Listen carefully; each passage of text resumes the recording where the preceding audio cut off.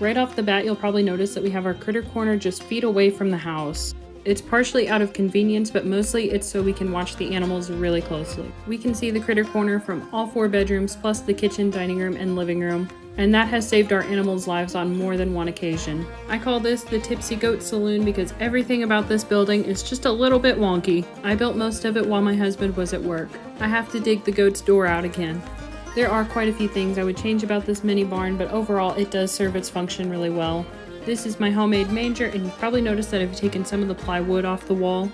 I did that so I can look down in the walls. We had a serious pack rat problem this summer. Thankfully they're gone now, but that was not fun, and this was our very first year ever having to deal with pack rats. Over here we have a raised platform so the goats have a cozy place to sleep off the ground, and hay storage above it. The goats typically prefer to eat out of there instead of their manger.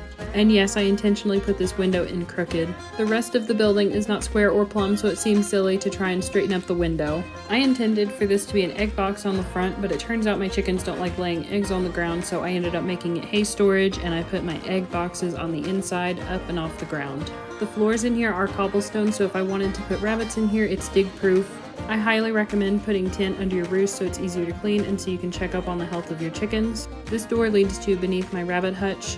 There's wire on the ground out there so rabbits can't dig out. And over here, this ramp leads up to the roost and also over to a little door. I can open this up and my chickens can go out to the goat pen, but the rabbits can't follow.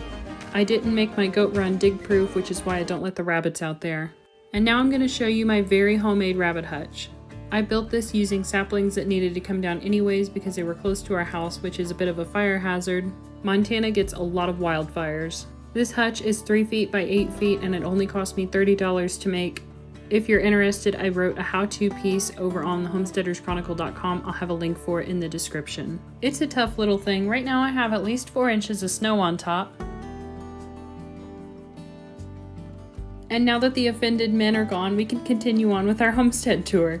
That's a nest of babies in the corner. We do get quite a bit of snow in the winter. The higher the elevation, the more snow you get. It doesn't rain much here, so snow is our main precipitation for the year. When that melts in early summer, it refills the rivers and groundwater.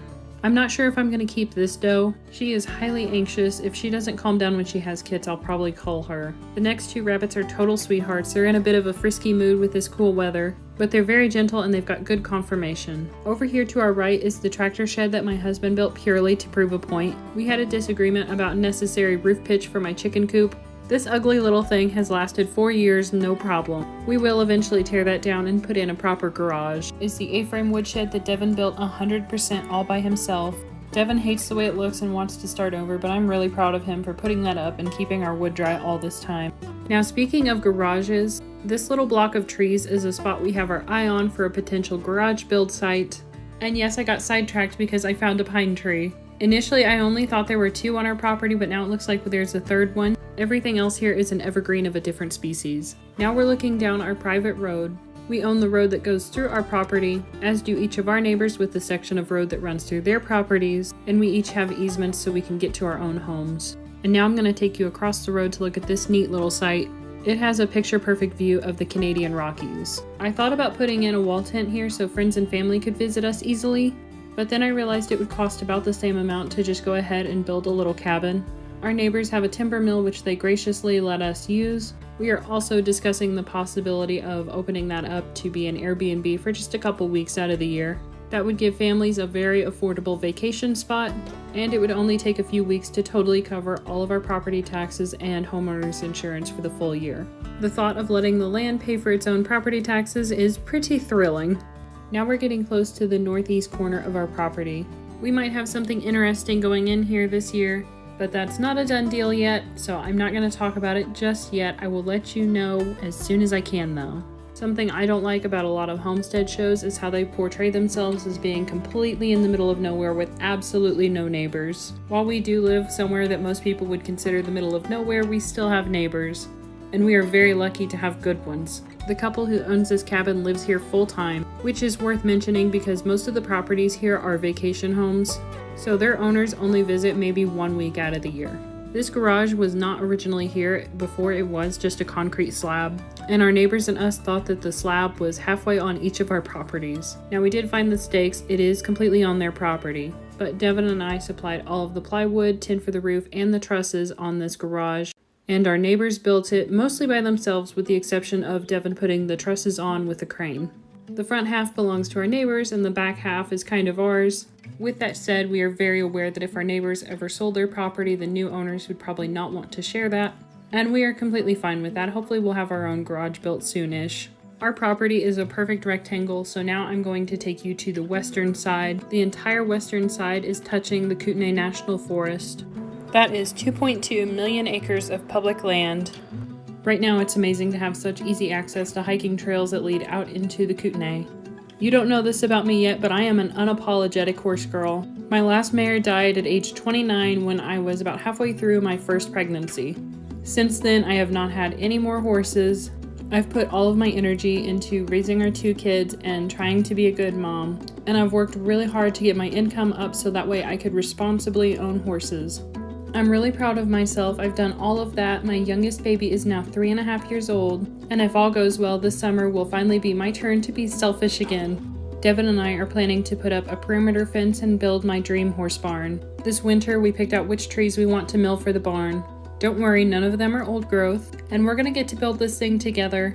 And it's gonna look very old-fashioned because it is heavily inspired by the Homestead barn that my great-grandparents in Indiana built with their own 2 hands. My great-grandparents and grandparents are a huge inspiration to me. Anyway, you can pretty easily see where our property ends and the National Forest begins because the National Forest is kind of a thicket. And over this mountain is Lake Kootenai and the Kootenai River. Words can't even begin to express how grateful we feel to get to live here. This place does have its challenges though, which we happily embrace. For one, we are on the north side of a mountain, so we do not see the sunshine for about 3 months from about Thanksgiving until the middle of January. These really tall trees are ancient cedars. They are about 500 years old, and they are right in the middle of our property. The tops are dead, but the bottom is still alive, and we have zero intention of ever cutting those down. Now, I don't know how well this is going to show up on camera, but if you look at those trails to the left, you might be able to see a perfectly straight line of circular prints in the snow. We have a Canadian lynx who has been hanging around lately. He or she has been using these trails almost every day and thankfully hasn't caused any problems yet, but we are keeping a close eye on the animals just to be safe. This house trailer is where the people who built our home were living while the house was being constructed. Unfortunately, it is not savable, so we have just been salvaging as much out of it as we can, and we need to tear that down soon. As you can see, we have pretty much stripped it of all of its tin. Once that's gone, we're going to build a nice little cabin there. I am really excited to potentially make this place a multi-generational homestead. Down in the bottom left is our unfinished greenhouse. We had every intention of finishing that this summer, but it just didn't happen, and that's okay. That greenhouse will be about 500 square feet when it's done. The backside will be insulated, and it will be set up so we can grow in it all year long. It is heavily inspired by the Arcopia greenhouse in Canada. Down this way is another absolutely beautiful meadow. There's a nice trail that runs between it and the big pond. I don't know what it is about this meadow, but I am so drawn to it, and I think it is absolutely beautiful. There's also a skinny little trail that runs west out of it, and it also connects to the Kootenai National Forest. Now you're going to get a good look at our pond, the old garden, which I have taken down, and the horse corral. My horse barn is going to sit somewhere between that corral and the old garden space. I think our house looks huge, but it's somewhere between 1,600 and 1,800 square feet. It's a lot smaller than what most people assume. I think it's the tall ceilings that does it.